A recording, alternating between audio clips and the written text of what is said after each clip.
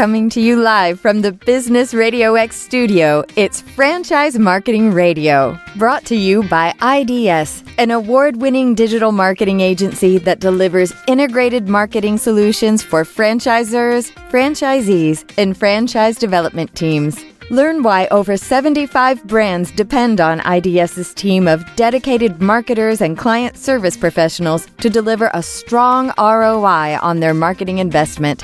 Go to idsfranchisemarketing.com for a complimentary digital audit and consultation.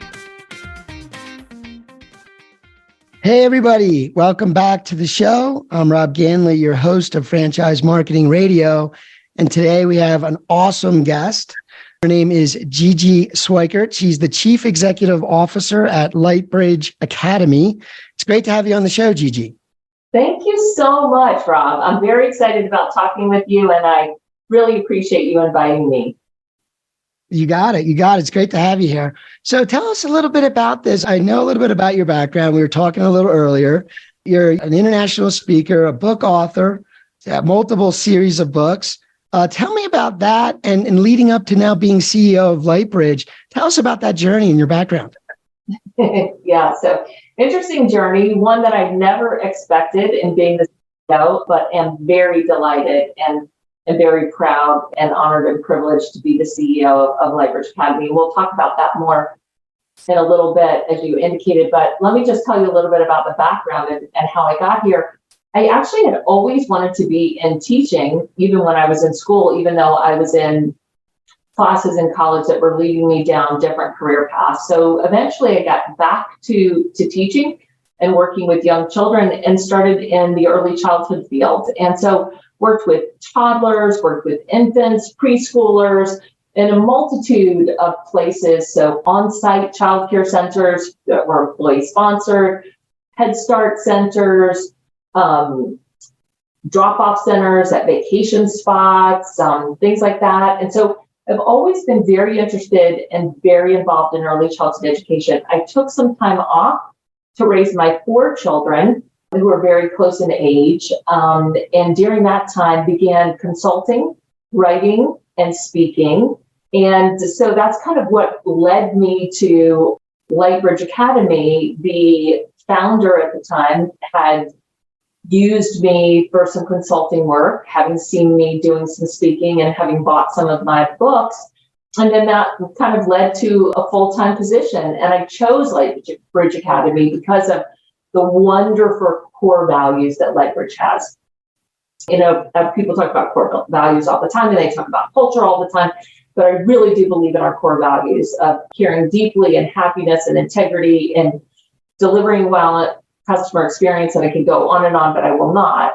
And so I found about that time, my son was going into high school. He's the youngest one. And so started doing some consulting work, and then he was moving on to college, and then decided that I would work full time. So, and that's been 8 years. And what I had never been involved in before, Rob, that I absolutely love is the franchising concept.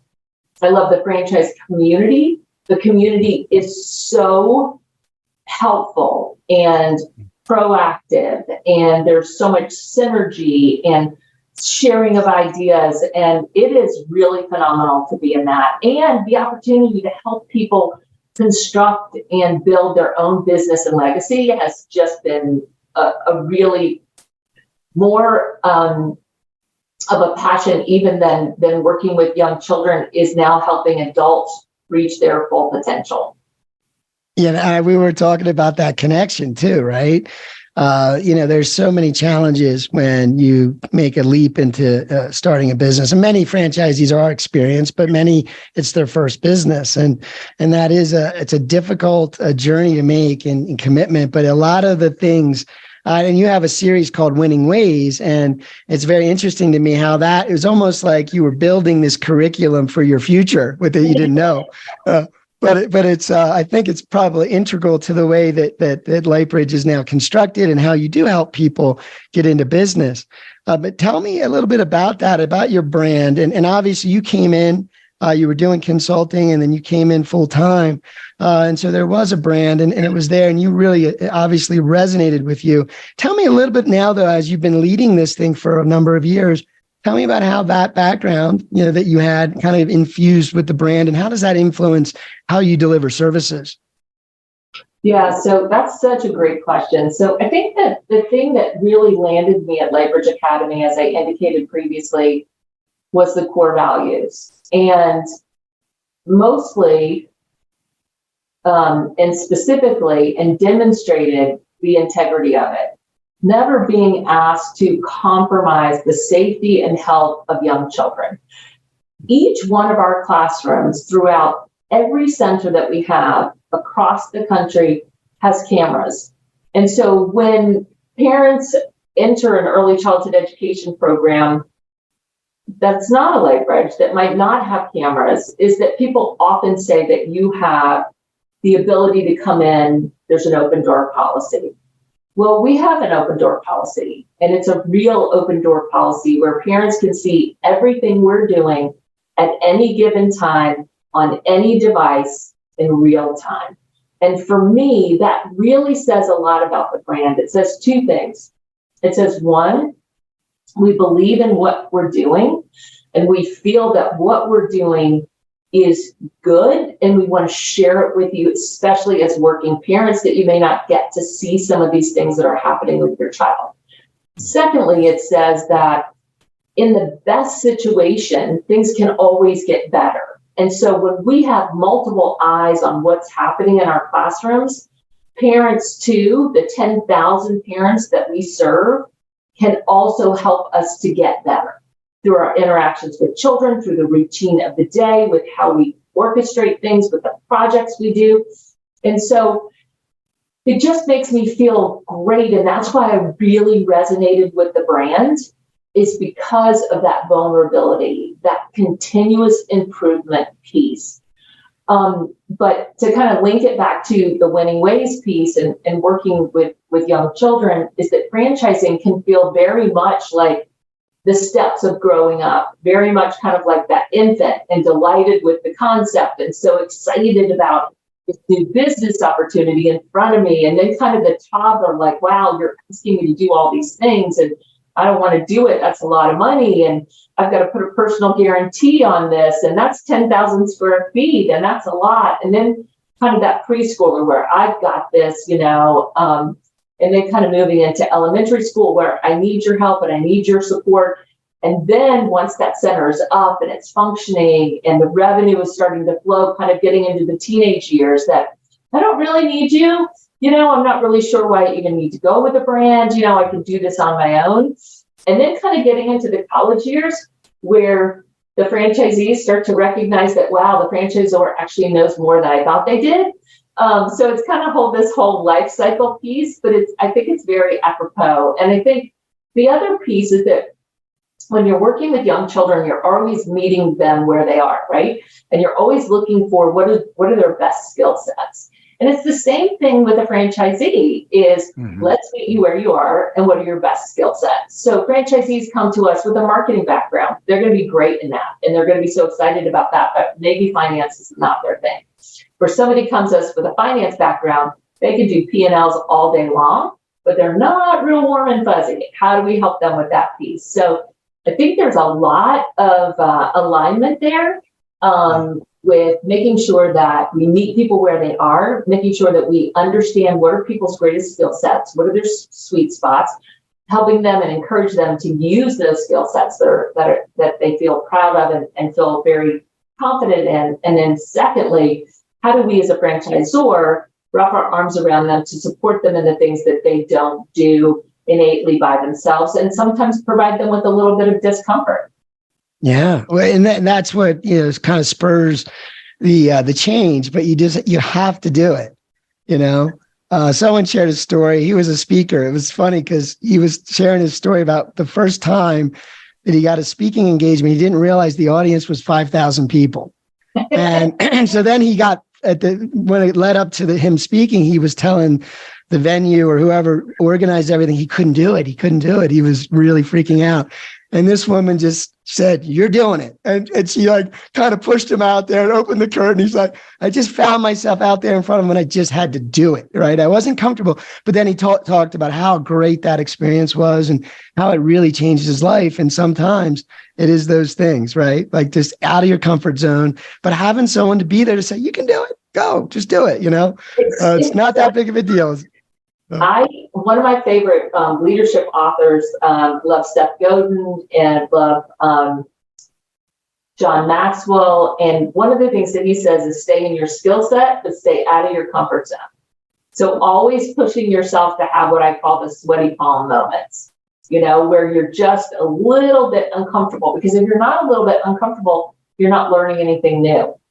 And so I think it's always important for people to push themselves a little bit beyond that to move into something else. And love that story where someone just realized that, listen, I got to do it. He's kind of that plunge into the cold pool, right? Yeah. That's kind of how it ended up for him. And I thought it was a great story, but it led to some amazing things. So it was a fantastic story for him. But yeah, no, that is it. And so I was just digging in a little bit as I knew I was going to be talking to you, and I was looking at the company, at the brand, and man, I mean, the awards, right? You've done some great work. And so I wanted to just talk to you a little bit about like maybe what your favorite award is, but when you were sharing that continuum, like the how you mapped growing up in business, I thought, well, that just saying it the way you said it, you must have an amazing intuition for helping your franchisees, like your whole staff, the way you do things. You obviously are aware of what you just said. So it's like, man, that's impactful, right? So tell me, how does that, obviously that type of, mentality is helping you guys win awards and grow as a business, right? So tell me, how does that, is there some of those awards that you're really proud of that you're shooting for? I mean, how do you map sort of the two together, right? Like one leads to the other, or? So I think that the cultural aspect of understanding and knowing is that we really see the home office as an upside down organizational chart. So usually you'll see the CEO at the top of a company, and then it cascades down to the people who are on the front lines. And we like to flip that organizational chart over and see the CEO and everyone in the home office at the bottom of that organizational chart. And all of those teachers, those franchise owners, everyone who's out in the field at our centers every day, helping a baby, doing digital marketing, whatever it is that they're doing to better serve parents and their children through education and care is what we want to do. So we really see ourselves as servant leaders. And we really want to make sure that we're being extremely supportive in everything and making sure that they realize that the home office is not someone who's going to punish you or someone who's going to be there to point out what you're not doing well. What we're there to do is to point out how you can be successful. And we know that our model can be successful because we have been doing it for 25 years and have been successful. And because in this climate today, through COVID and pre-COVID, we're also running 17 company centers ourselves and deal with the same issues, whether those are interest rate issues or whether those are staff retention issues that everyone else does. So I think we've got a cultural mentality of empathy, but we also have the true empathy because we are playing that game every single day. When it comes to the awards that we're most proud of, we're proud of all of them. I think when you first start out and you get on the Franchise 500, you're like, oh my gosh, you're like, I framed it and I've framed it every year since, believe me. Yeah. But every single award we've achieved, we felt really good about. We got an award that we didn't know about from Newsweek for customer experience. And I don't know if you, but probably people in the audience and you often get some award opportunities that you're not always sure, is this real? And so I'll typically forward the email to my chief marketing officer and our PR department, and I'll say, is this real? And when I got the Newsweek one, I thought, is this real?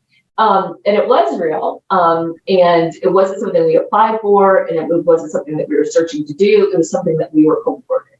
and it felt really good, and it was about customer experience. And so for us, being able to make sure that we serve everyone in what we call our circle of care, which are 5 stakeholders: the child, the community, the parents, it's the teachers, and it's the owners.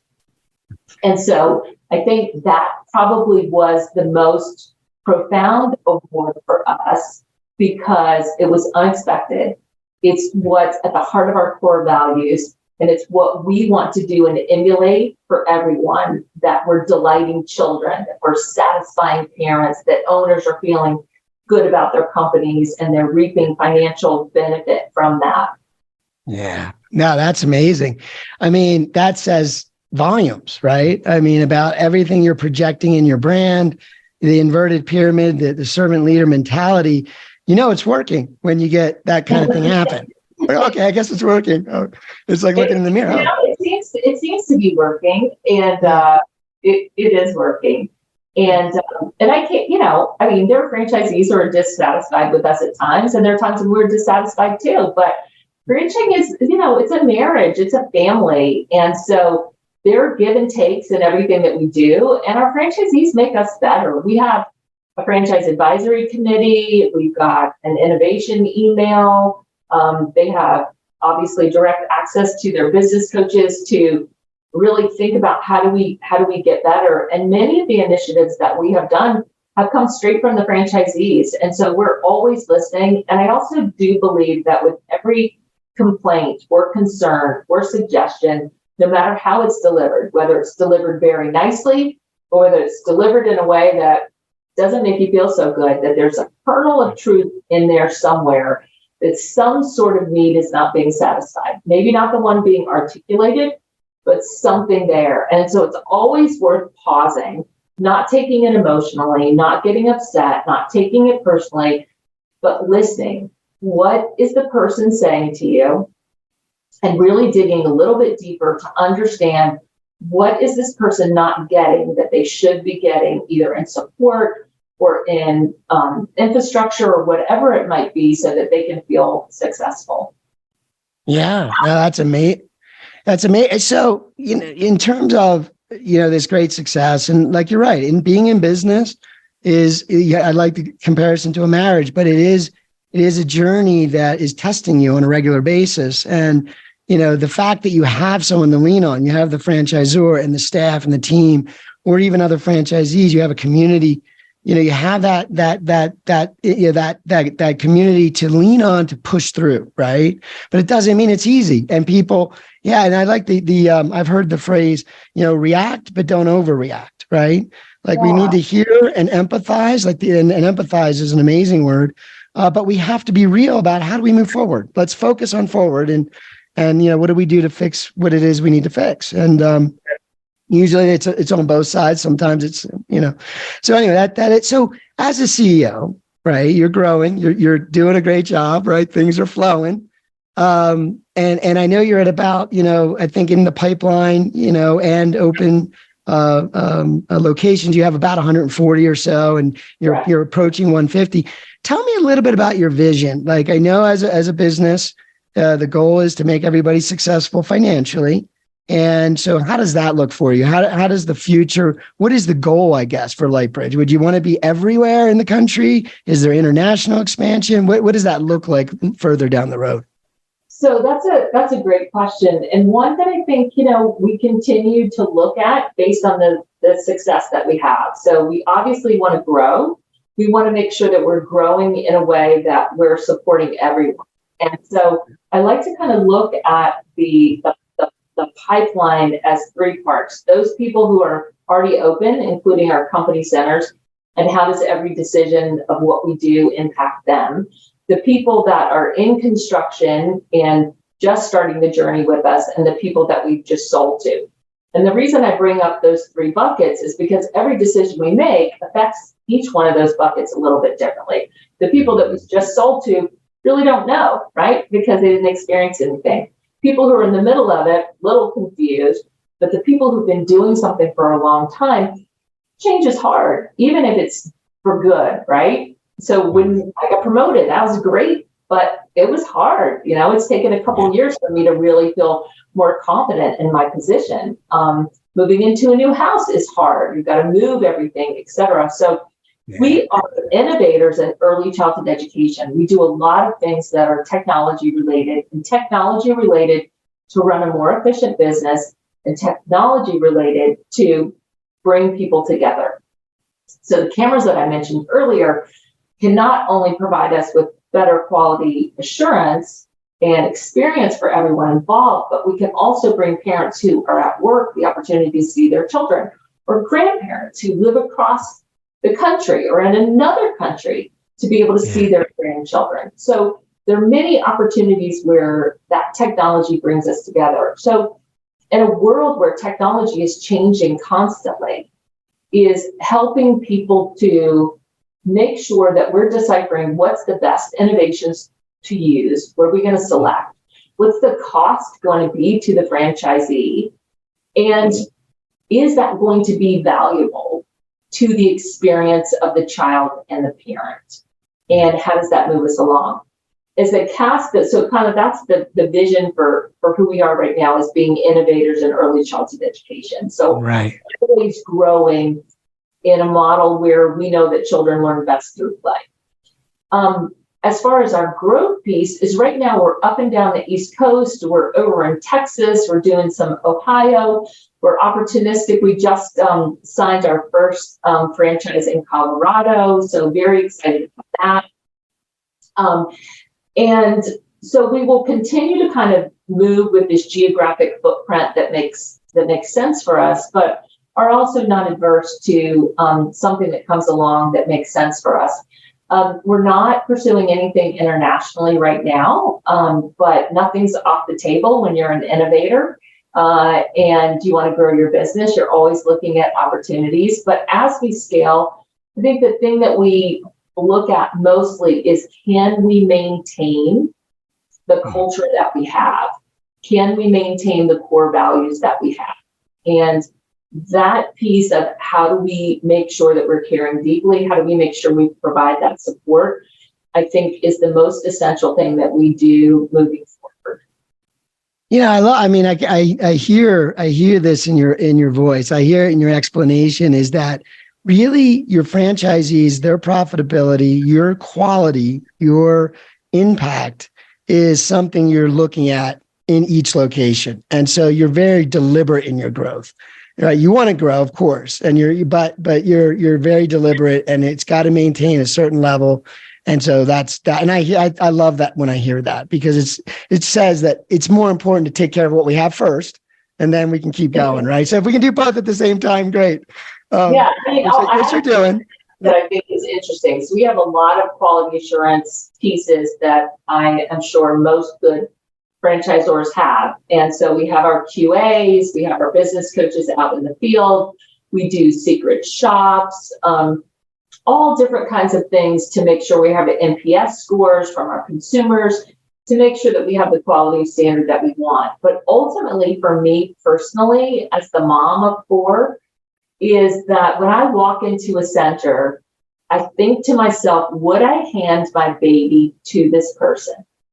And we're a trust business. And so having that type of feeling, being in the field, making sure that obviously the facility is duplicated for the health and safety, and the curriculum is duplicated. But what's most important is that loving, caring duplication that I, as a parent, would hand my child to you. Because we have first-time parents who have never given their child over to anyone. That is super hard to do.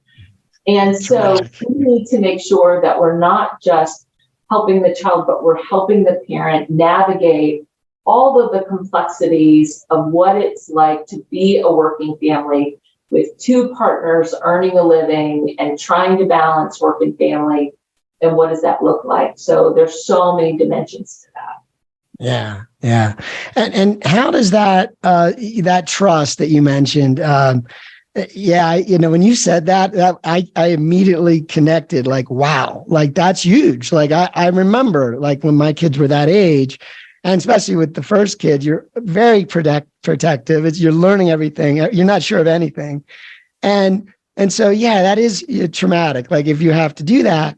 And it also means that you're forming a real bond with your customers, right? Yeah. And so how does that connect with marketing? So I was going to talk to you a little bit about marketing. Obviously, that's what we do here at the show. But so like there's a lot of high-tech marketing. We all know about like how Google works and Facebook and the importance of those things. But that trust must connect in a way that allows you to really just let that grow. Like if I found someone that took care of my kids well and I enjoyed the experience, I would probably tell all my friends. And I'm sure that there's a lot of that effect. But tell me a little bit about the marketing. What are the core principles of what you try to teach your business owners to focus on? And I'm assuming it connects a lot to this relationship with the community and their customers.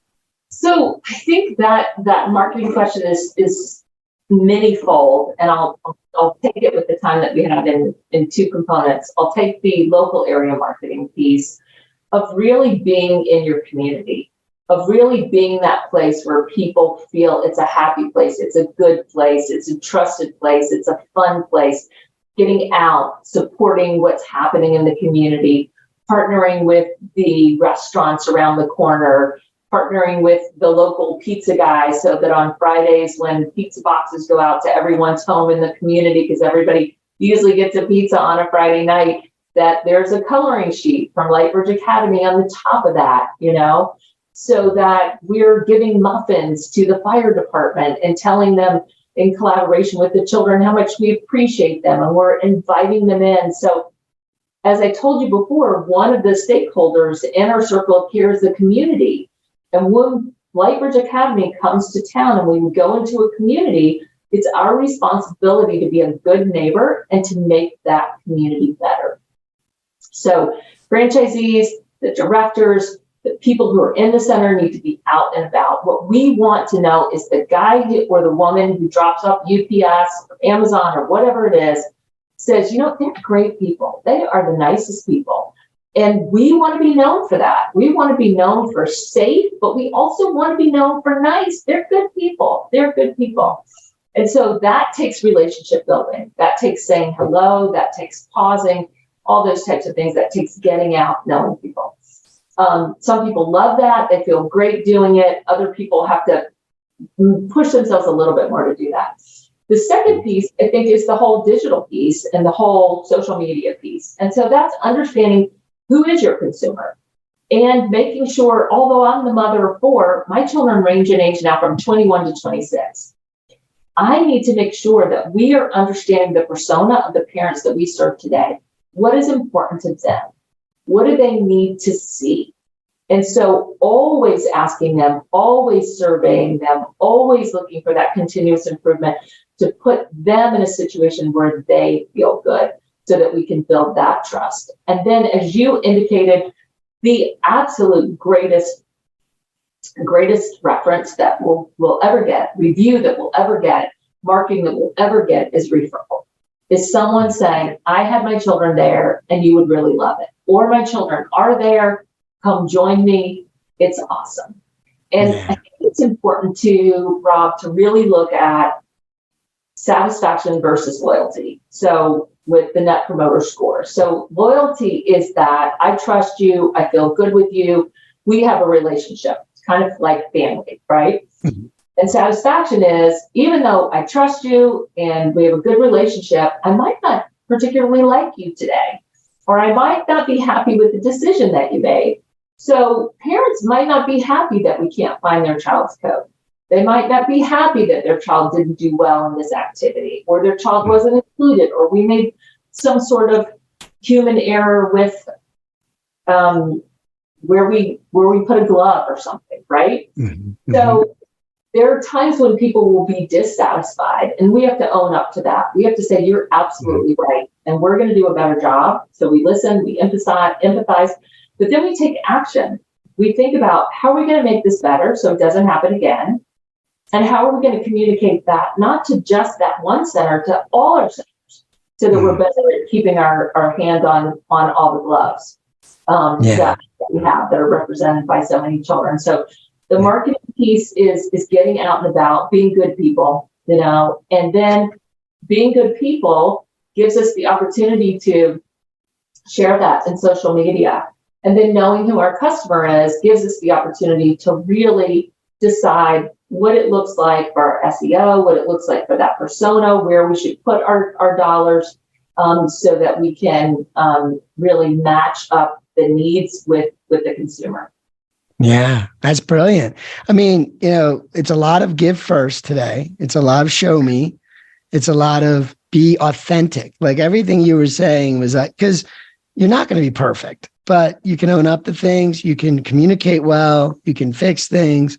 I love the part about understanding the difference between loyalty and customer satisfaction, because you have to understand that I think there can be an overreaction. Back to the react, but don't overreact. It's like, no, they're just not happy with you right now.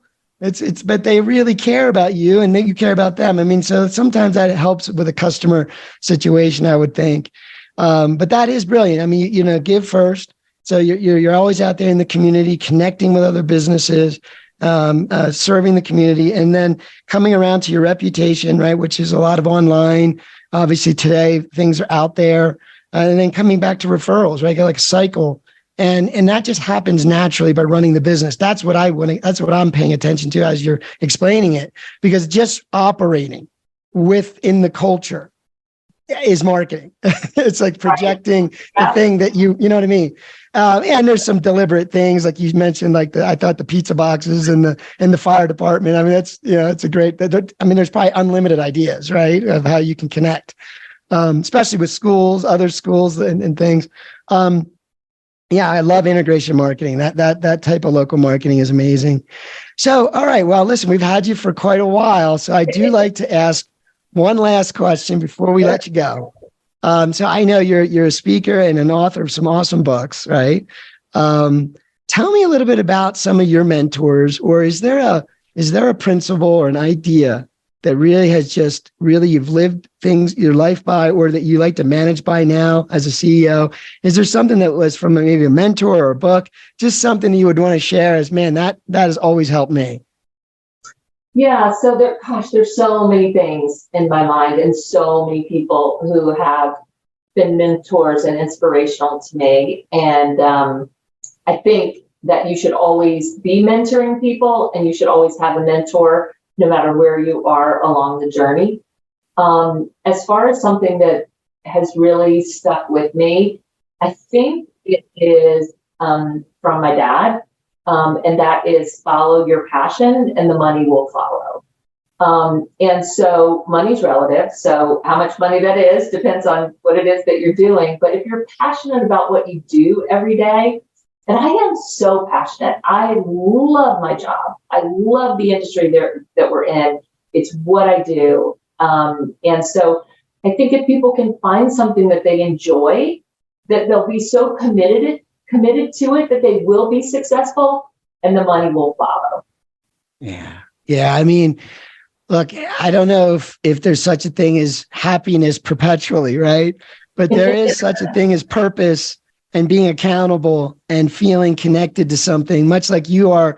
You're a leader of a brand, and congratulations. I mean, that's amazing. You're leading a lot of people and a lot of business owners. But that is as hard as that can be. It's very rewarding. Don't know if it always makes us happy, but it definitely is rewarding. It's kind of like the satisfaction loyalty thing. It gives you purpose, but sometimes you're tired and sometimes you're frustrated, but your purpose is bigger than your happiness. And so you push through. And to end, it's kind of like your story about the guy who's in front of 5,000 people, is that if you're really passionate and you really have a purpose, then you're going to push yourself even when you're tired, and even when you're angry, even when you're upset. But most of the time you're going to be pretty happy. Yeah, exactly. Well, it's been a pleasure. Thank you for sharing all that and just your wisdom and your experience with us today. Appreciate having you on the show. Rob, thank you so much for having me. It was great. Great questions. You got it.